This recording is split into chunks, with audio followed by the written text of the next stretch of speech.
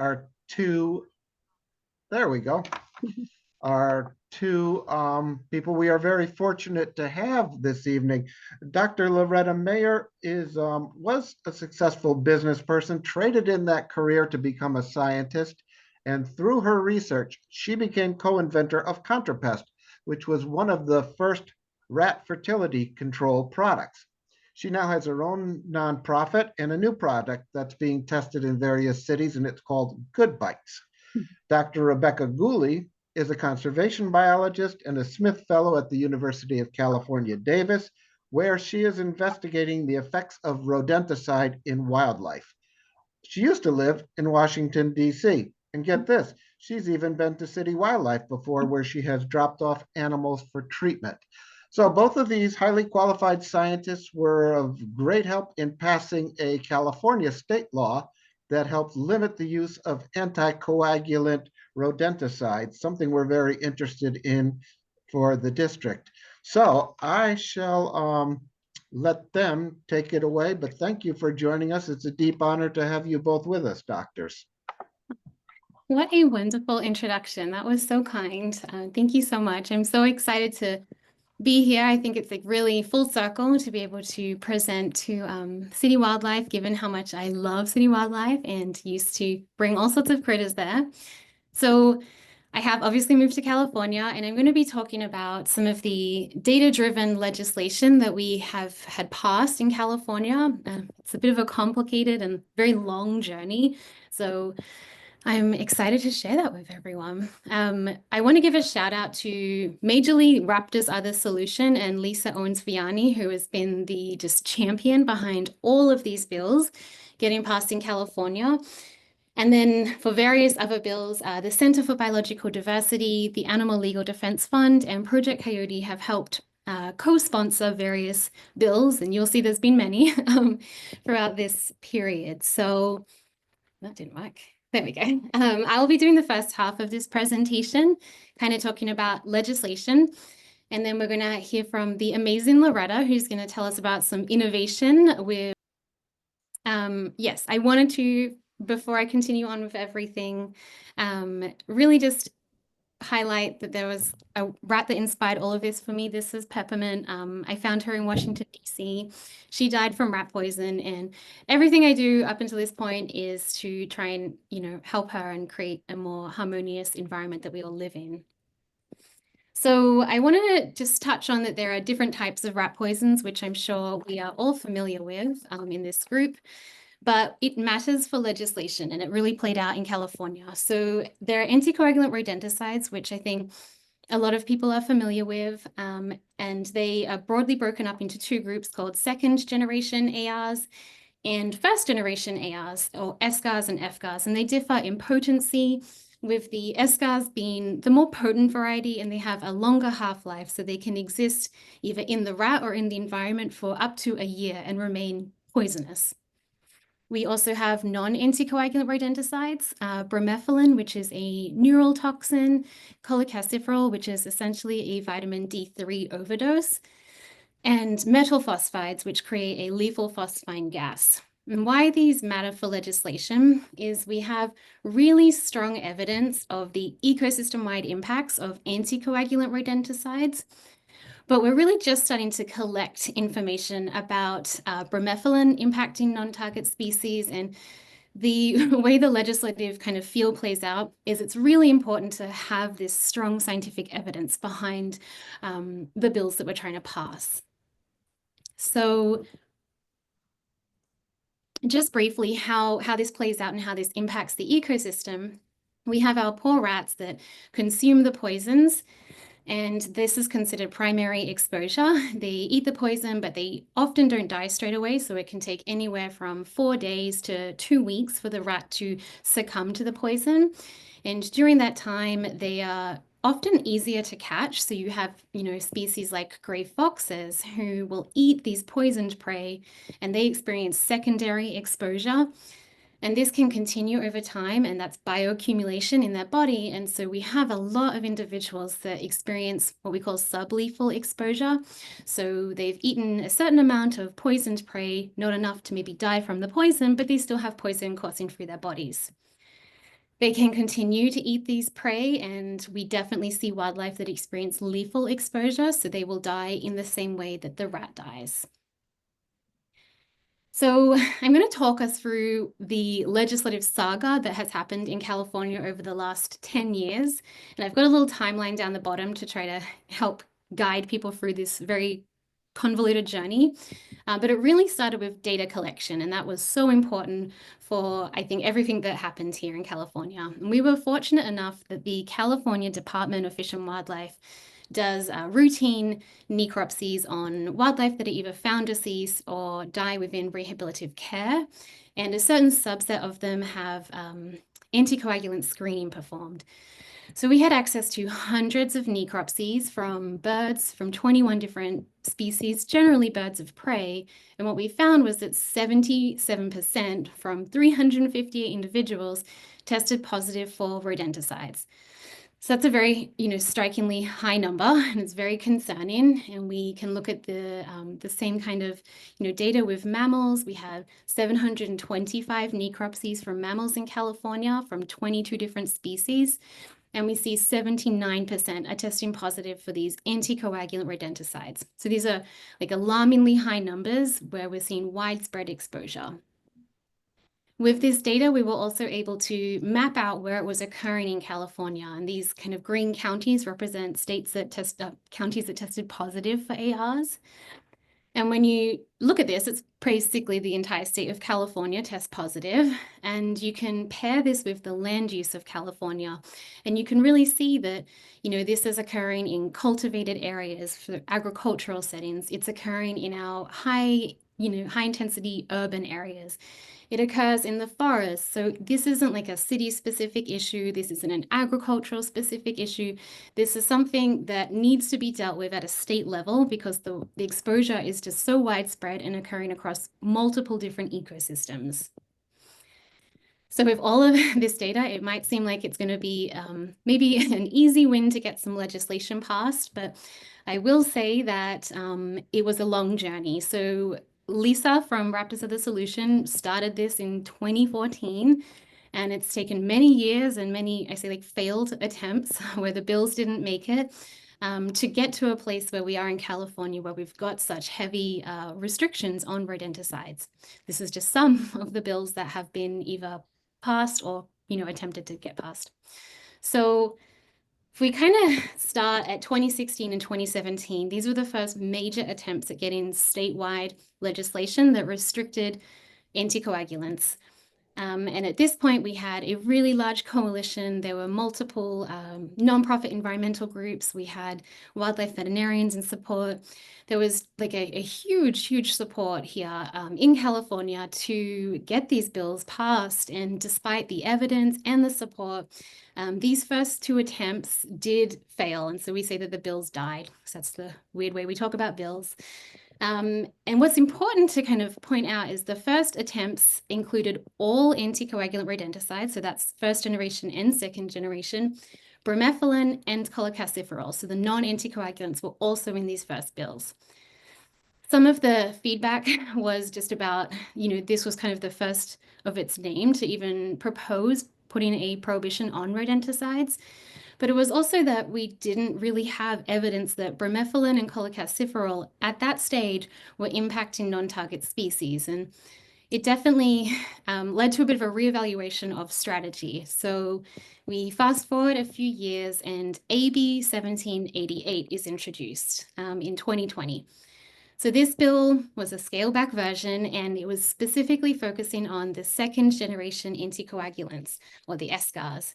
And this bill was successful. So in 2020, it was signed into law by the governor, and January 1st, 2021, it was enacted. So you weren't allowed to use SGARs in the state of California with exemptions for a public health crisis, and agriculture was exempt. And that has become a bit of a difficult gray area, which I'm happy to talk about later.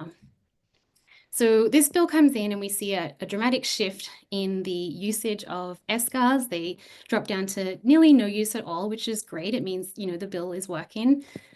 But we start seeing difascinone, which is an FGAR or a first generation AR, increasing use. And in the necropsies that are coming out post AB 1788, we're seeing so many wildlife testing positive for this rodenticide.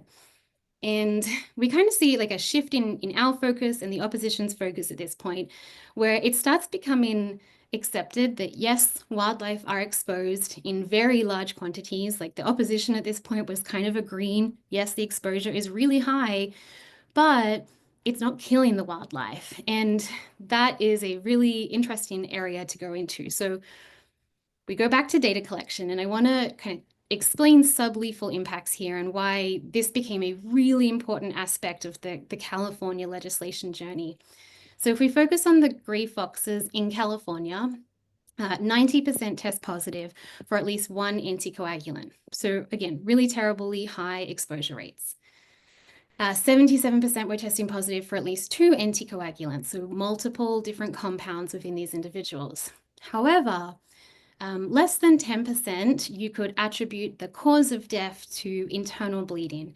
So this became, something that the opposition kind of used a little, that they were like, well, it's really not that many wildlife dying from the poison. They're just exposed, but we don't know what it's doing to them. And so our focus kind of shifted to sublethal impacts. So what's happening to the 60% of gray foxes that might not necessarily consume a lethal dose of this poison, but they have poison coursing through their body, and how is this indirectly impacting their survival in the wild? And we really wanted to try to get at these population level impacts.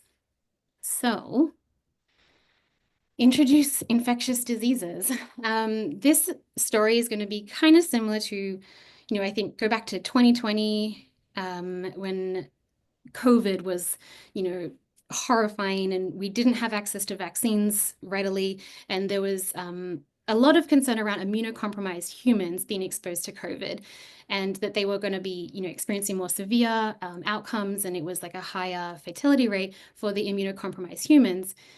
The rodenticides kind of act in the same way to wildlife, that they might be impacting their immune system, making them more likely to have severe impacts from infectious diseases that exist naturally in the wild.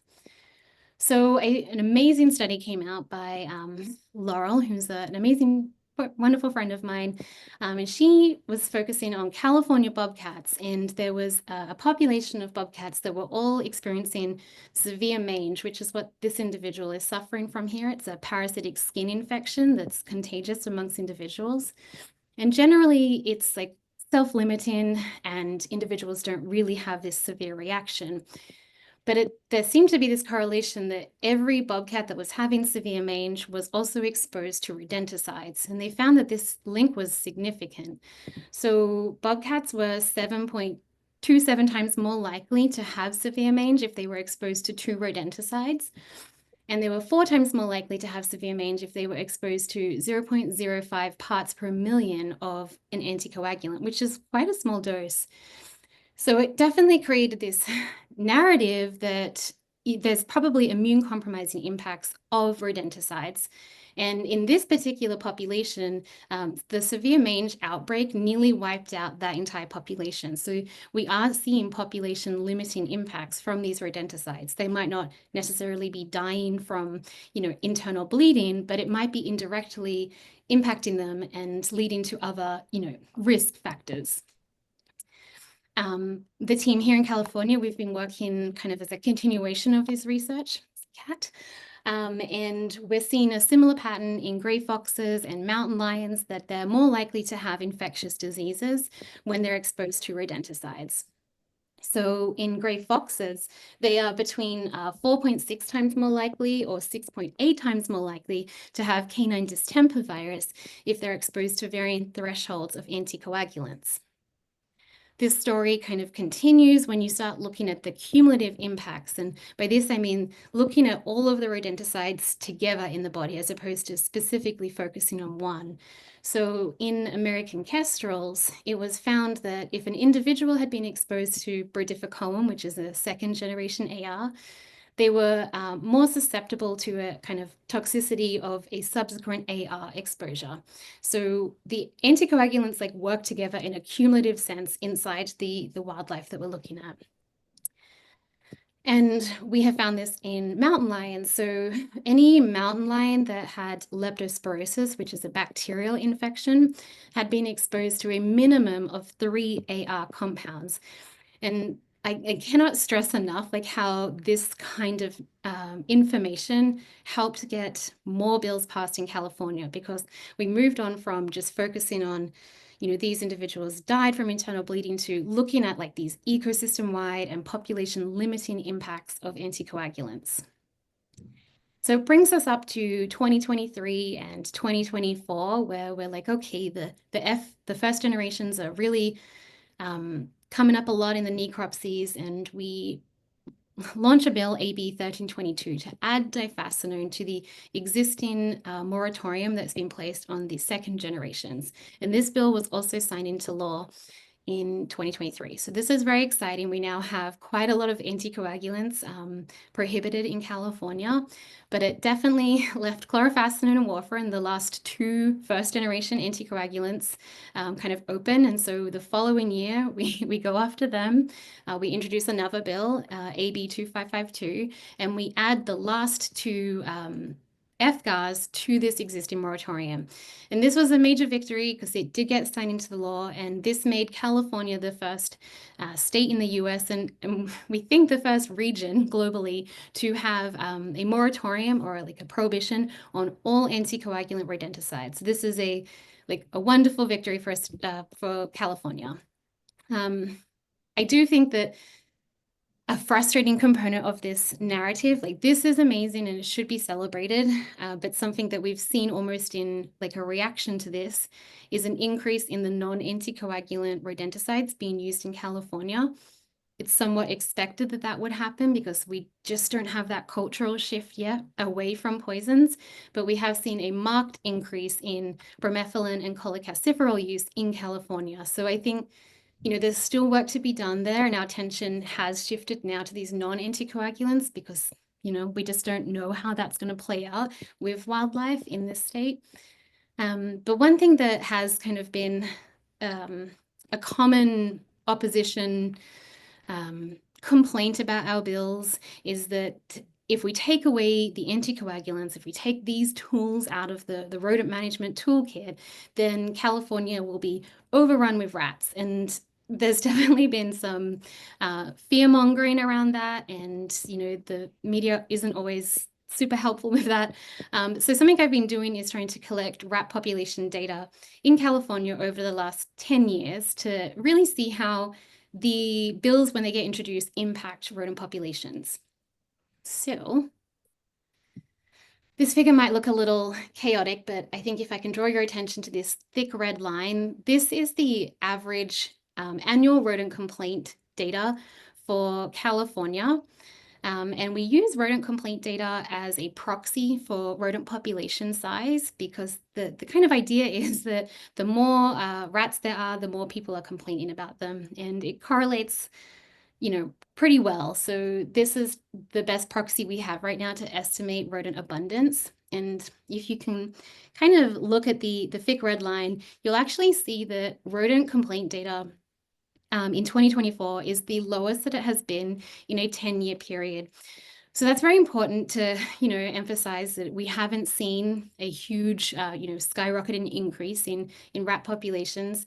And specifically, when we look at when the bills have been introduced, there aren't these kind of reactive booms in rat populations. So this has been something really important to kind of advertise and talk about. And California has really become a pilot study for how states will fare when we restrict anticoagulants. And I know that many other states are now trying to get similar bills introduced. And I think it's really important to keep collecting this information and reassure the public and the policymakers that we haven't seen these huge rat population booms. I'm just going to end on very quickly the impact that these poisons have on rats. So much of the narrative is always around how it impacts non-target wildlife. And when we talk about infectious diseases, that same model translates down to rats. So a study was done by Murray and Sanchez in Chicago, and they found that wild rats that were exposed to anticoagulants were actually significantly more likely to be infected with leptospira, which is that same bacteria that mountain lions were infected with. And leptospira can be passed to humans through urine and feces, and it's one of like the risk factors with rats. So from a public health perspective, putting out these poisons for like a period of time when the rat is still alive and they're shedding the bacteria, it actually heightens the risk of leptospira being passed to humans. So from a public health perspective, from an ecology perspective, and an ethical perspective, I really don't think poisons are the solution for managing rodents. And this is a wonderful segue into Loretta's presentation. She's going to talk to us about rat fertility control as almost like an alternative to plug into an integrative rodent management system. Because when we pair this with improved sanitation and exclusion practices, I really do believe that there is a future that kind of allows us to coexist with all of our wild neighbors without blasting the ecosystem with poison. So I will end my talk there. Thank you so much for listening, and I'll quickly hand it over to Loretta. Well, thank you, Dr. Gooley. How do I share my screen, There should be a green arrow down the bottom of the Zoom panel. It says host disabled attendee screen sharing. I think you will quickly get that Give me changed one moment. from behind the scenes. Yep. I had given you host privileges. Let me How see. many PhDs does it take to share a screen? Always one more than we have, right? Here we go. Okay. Co-host. Yes. Okay, you should have access now. All righty. It says share screen. This is where we're in trouble now if I have the control.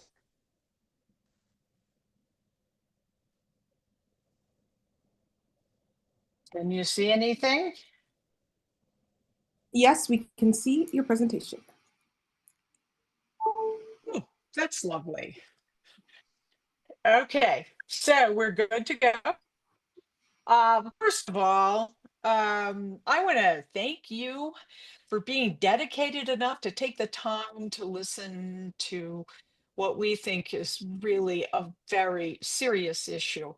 And I, like Dr. Gooley, would not be here if it weren't for Lisa Owens-Biani at Raptors of the Solution.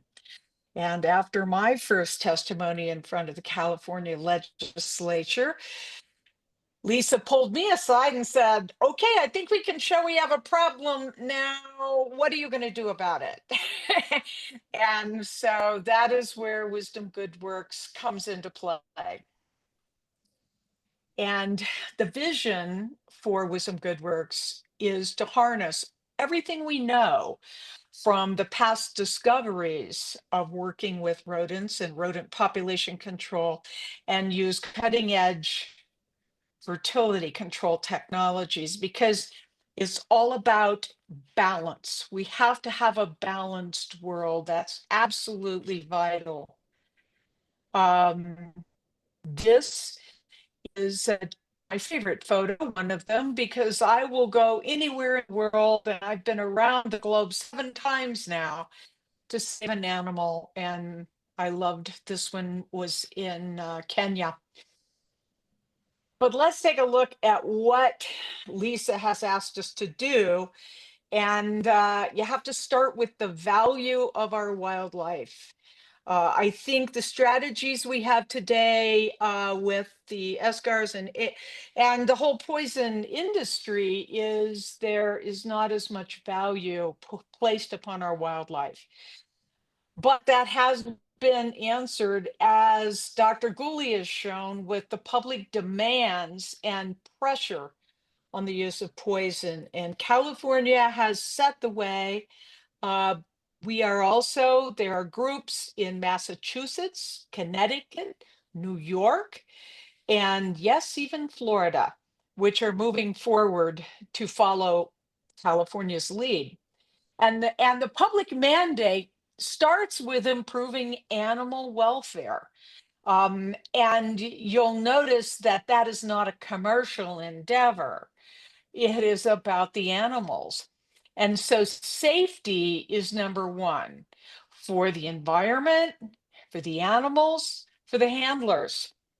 Of course, what you use has to be effective because we must balance these populations.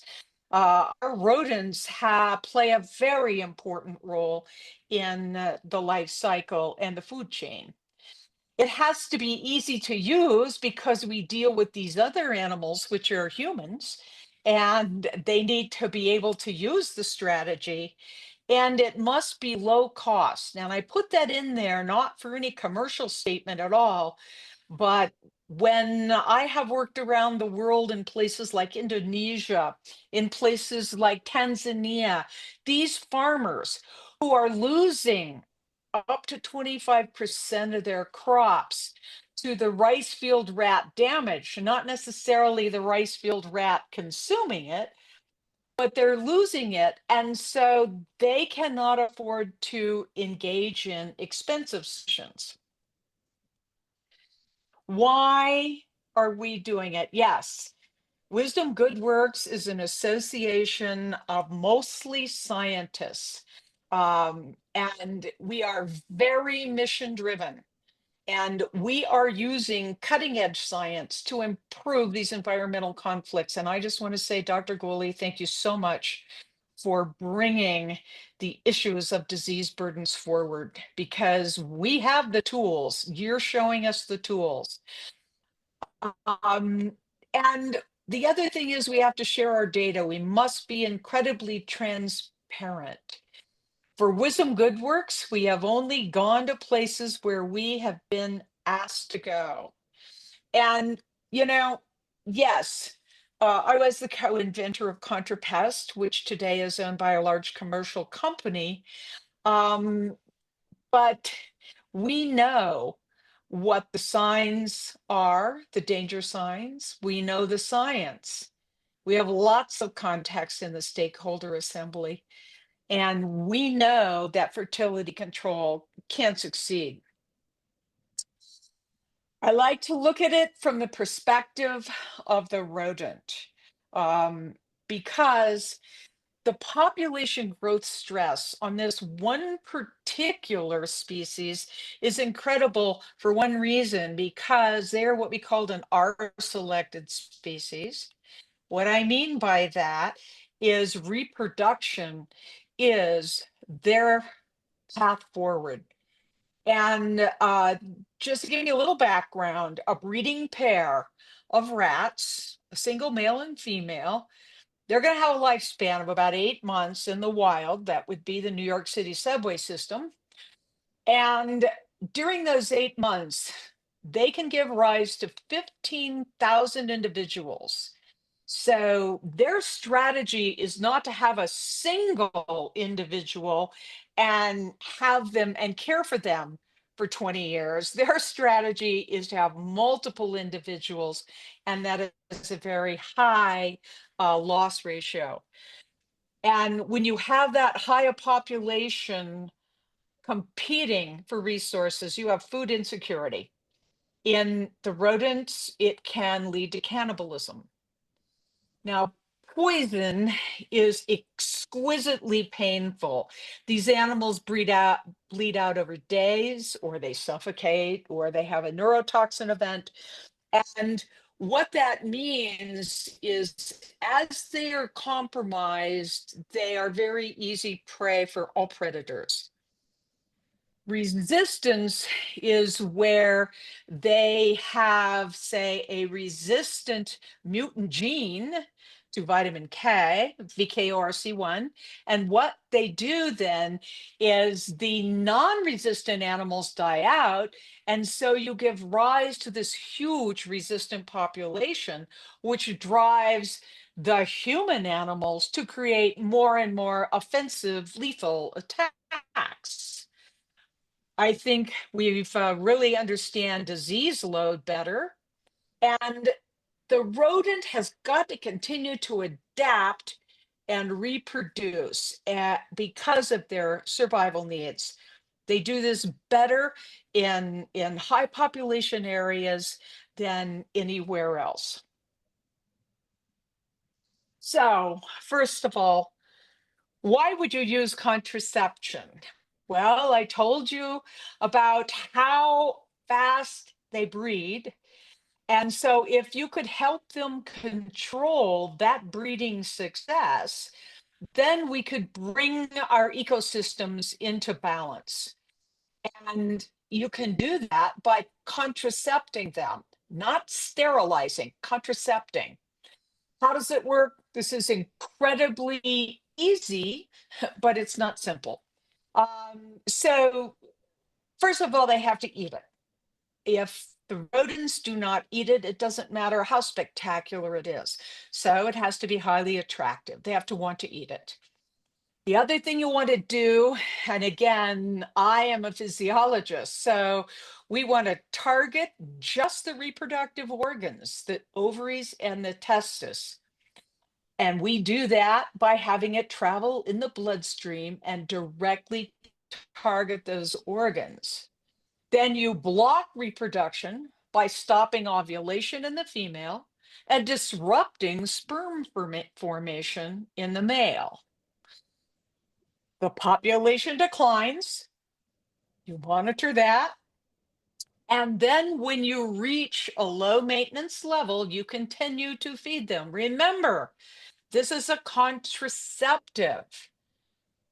You don't go off your birth control pills just because you didn't get pregnant after a breeding event. Now, why do they eat it? What we have now developed, which is a third generation fertility control product, was designed for maximum palatability.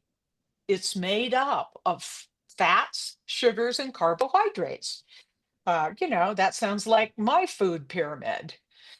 It is naturally buffered ingredients. So what is in these pellets that we feed our animals is a Chinese herb, and it is Tryptogenarium wilforde hook F.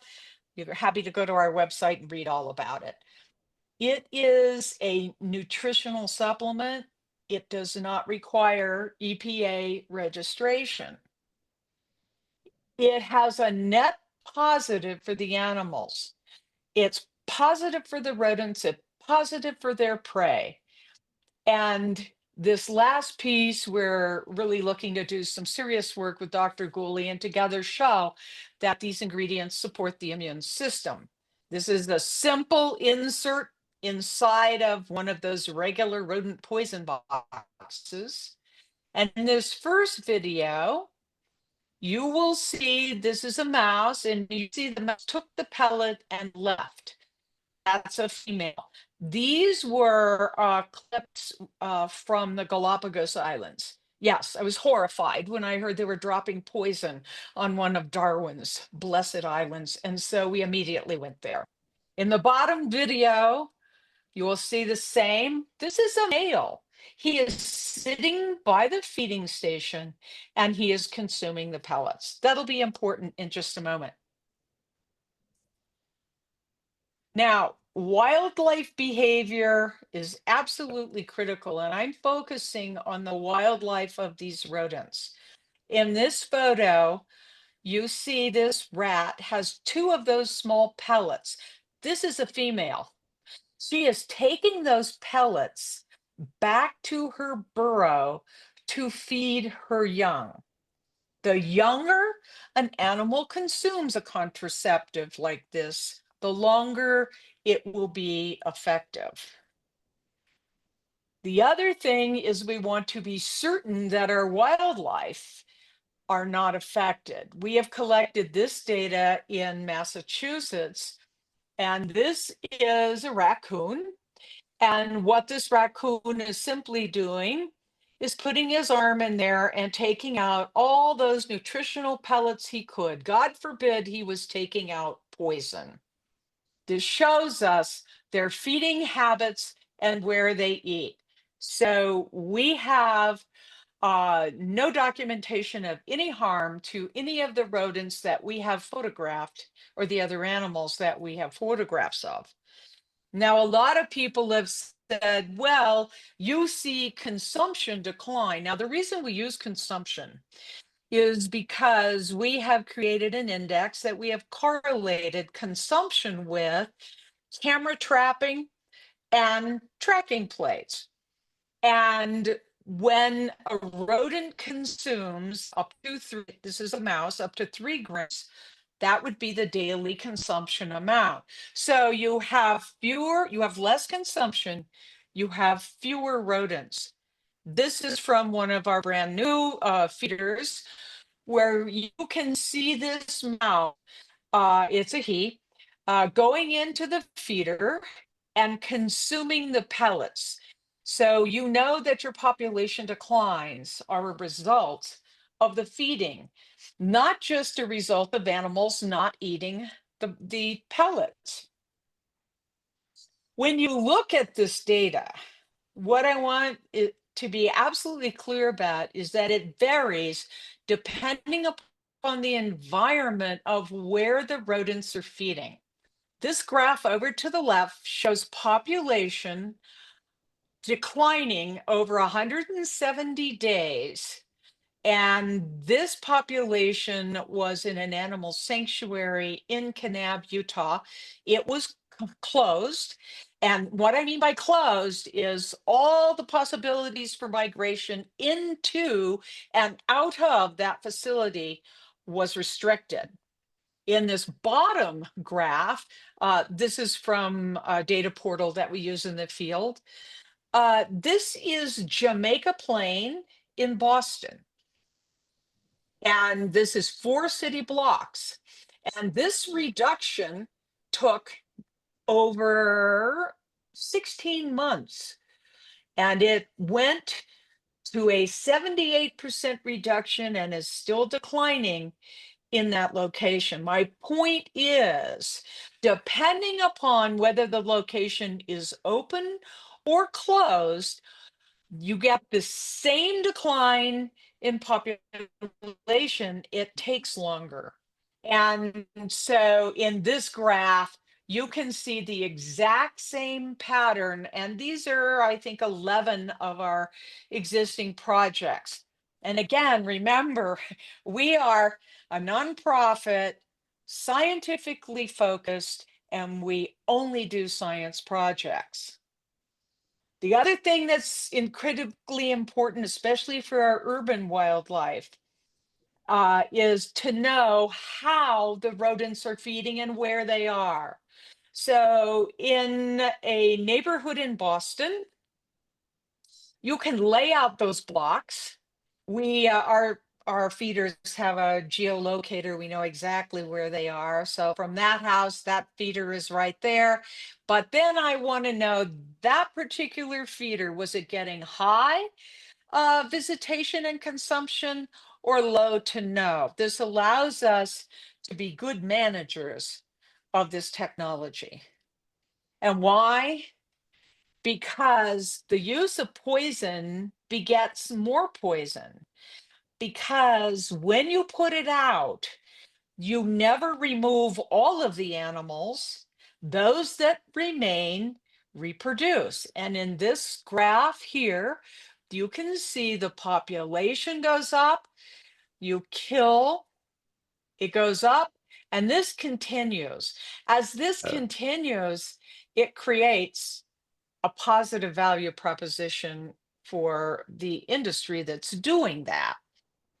If you use fertility control, it climbs to a peak and then it goes down. And as this goes down, you use less and less and less and less product. So this is the ultimate in sustainability for an integrated strategy to help us balance our rodents. Cost, it is the lowest cost. It costs even less than the poison that they're using to kill. So you know, to me, it would seem this is a high value proposition for a pest manager. But I guess I have a different approach and have yet to have a lot of success convincing them of that. Now, I was asked this question in Monterey by a colleague from Wild Animal Initiative, and he said to me, Loretta, if 5 years from now, fertility control is not successful, what would be the reason? Well, here's the reason. Not enough people know about it. It does not bioaccumulate. That is absolutely critical into understanding the relationship of a fertility control strategy to our ecology. The other reason would be it hasn't been used properly.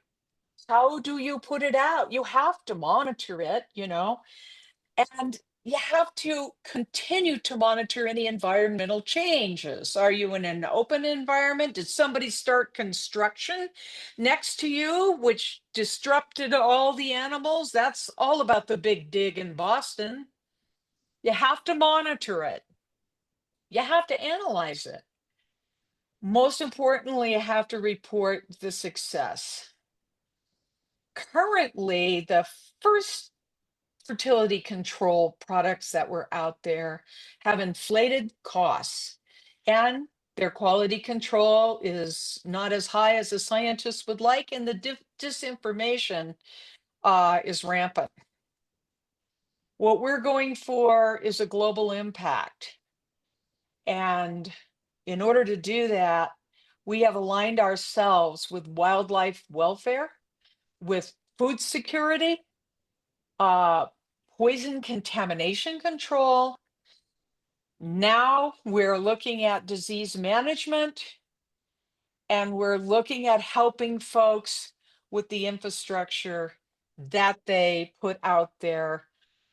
And with that, I can't thank you all enough for being here to listen.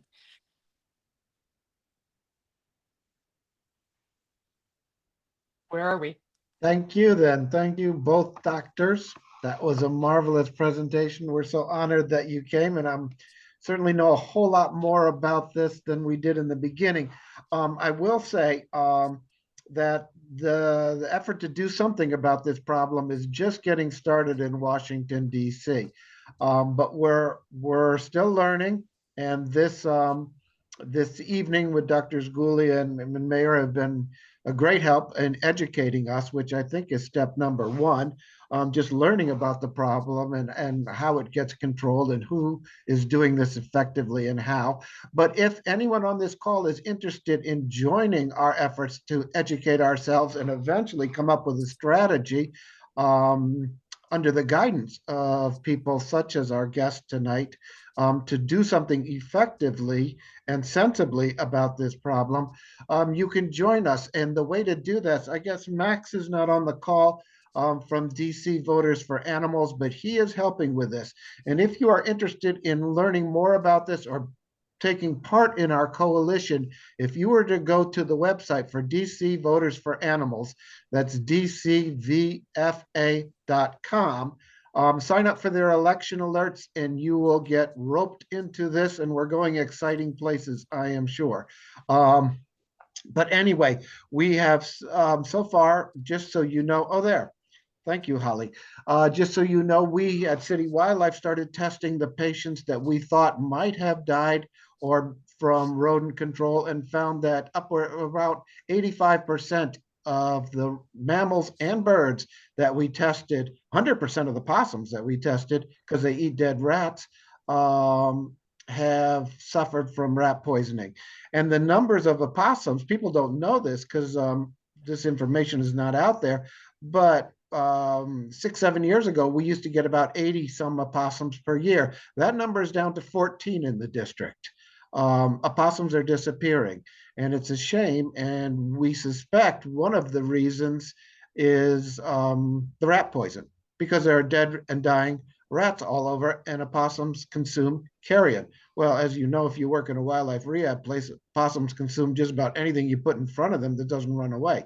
But anyway, so we've got a lot of work to do, starting with education. There are some questions. Let me ask Dr. Mayer.